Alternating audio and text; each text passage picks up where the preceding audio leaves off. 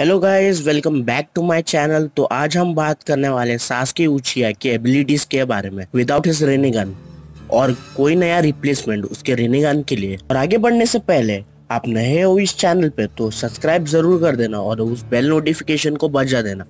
तो चलो अब आगे बढ़ते हैं।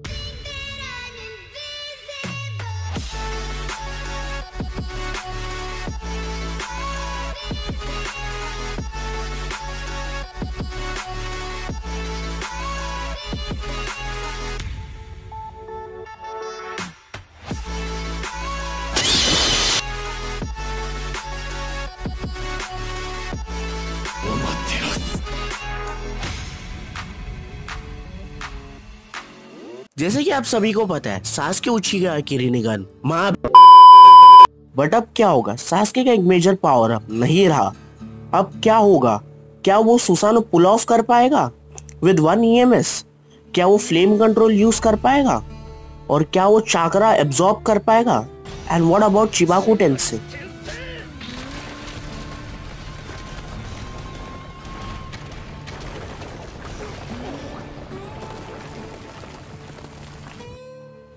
और उसकी स्पेस शिफ्टिंग वाली टेक्निक और उसके इंटर डायमेंशन ट्रेवल्स और इनहैंस्ड ऑक्यूलर एबिलिटीज को, ये सब मोस्टली उसकी लेफ्ट आई से होता था। बट अब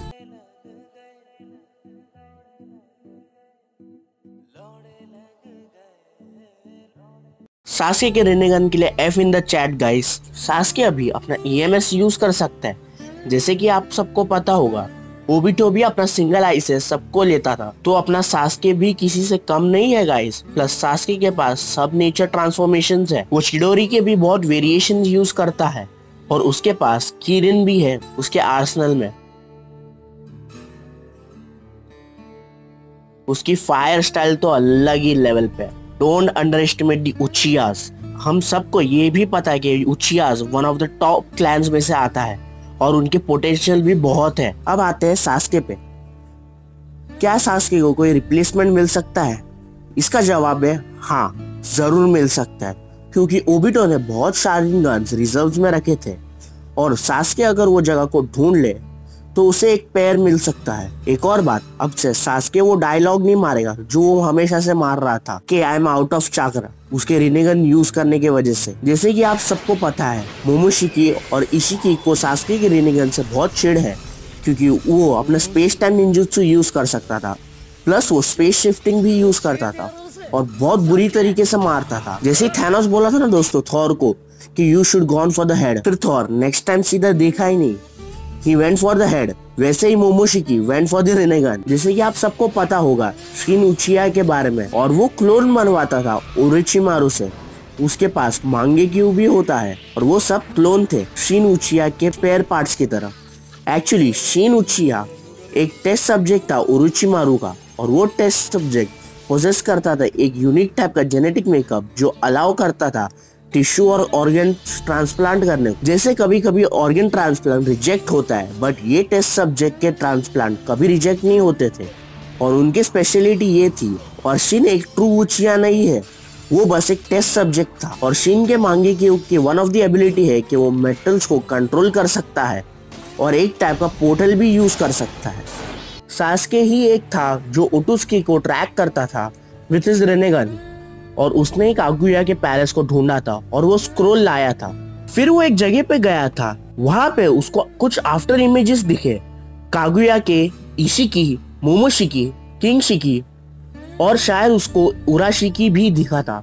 फिर उसको वहां 10 टेल्स और जिगिन भी दिखा था। बट ये सब के कोऑर्डिनेट्स अमाडो ने प्लान करके सेट किए थे और उससे सास्के बहुत इजीली पहुंच गया था। ये चीज हमने चैप्टर 35 में देखी थी। पता चला जब सास्के उस कोऑर्डिनेट्स पे पहुंच गया था जो आनबू ब्लैक ऑप्स ने दिए थे। आपने देखा होगा जब सास्के ने अपना परफेक्ट सुसानो बाहर बुलाया था, जिगेन उसके सुसानो को एक किक से उसे डिफेंस को ब्रेक कर देता है। ऊपर से नारुतो के पास कुरामा भी नहीं है अब समन करने को, जिस तरह वो पहले समन करता था।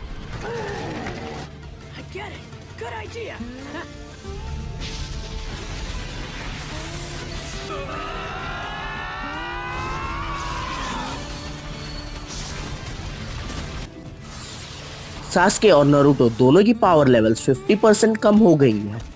और आगे आने वाले थ्रेट्स को संभालने के लिए इन्हें कुछ नया सोचना होगा। मुझे ये देखना है कि मासाशी किशिमोटो क्या करने वाला है इस नए चैप्टर में।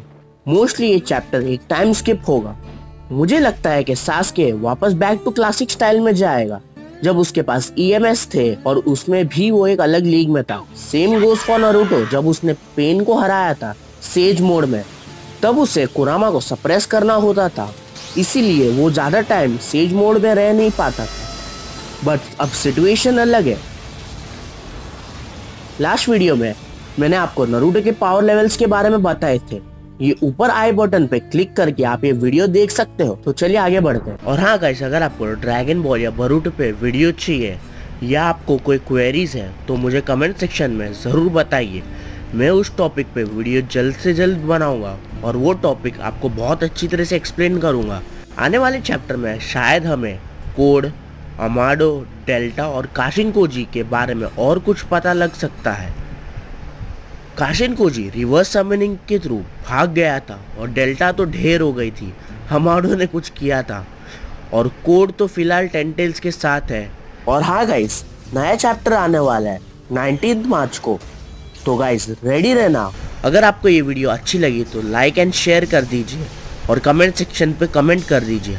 Till the new video comes, stay healthy, live healthy.